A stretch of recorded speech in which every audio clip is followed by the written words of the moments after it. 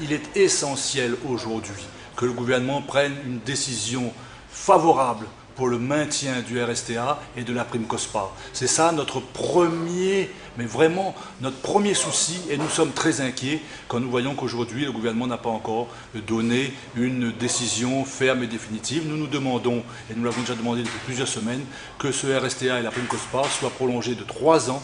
parce qu'aujourd'hui la situation est beaucoup plus grave que ce qu'elle était en 2009, lorsque nous avions à l'époque, et la population réunionnaise avait à l'époque obtenu de haute lutte la mise en place du RSTA et de la prime COSPA. Sur le problème de la fonction publique,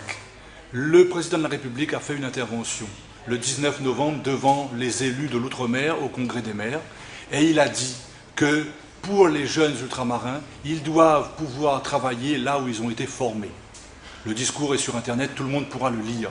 Et nous croyons que ça va effectivement dans le sens de notre moratoire. Notre moratoire dit, pendant les 15 prochaines années, ne mettons pas les postes vacants, les postes créés libres à La Réunion dans la fonction publique, ne les mettons pas au mouvement national, mais les réservons-les pour les Réunionnais qui ont été formés ici. Je vous rappelle que plusieurs milliers de jeunes Réunionnais sont à Bac+3, Bac+4 et sont aujourd'hui au chômage à La Réunion. Si lundi, les décisions ou les orientations prises par le gouvernement ne sont pas à la hauteur des enjeux, parce que ce n'est pas à la hauteur de ce que le Parti communiste veut ou ne veut pas, c'est à la hauteur des enjeux et des difficultés de la population réunionnaise. Il faut que le gouvernement puisse prendre en compte ces difficultés et adapter donc les propositions qu'il va prendre à ces enjeux et aux problématiques de la Réunion et du développement de la Réunion.